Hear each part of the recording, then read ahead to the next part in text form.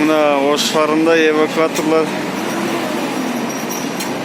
kança vaqtda çıktып кетет көрөлүчү. Азыр гана келип токтоп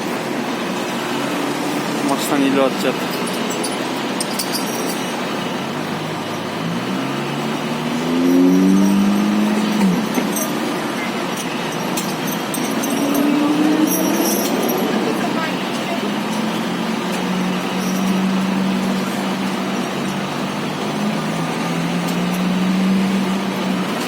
Bular menen koşo İçki İşler Ministrliği жүрөт.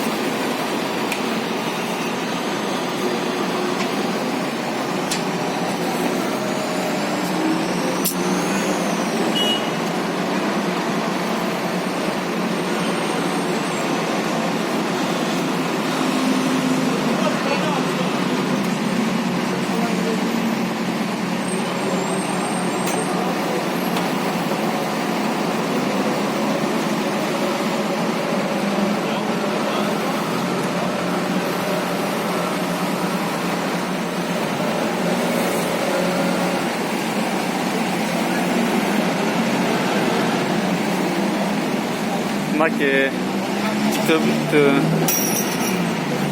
2 minuttan içinde çıkıp yolga hech qanday to'xtovligi yo'q ele chiqib ketib qolishyapti ekan.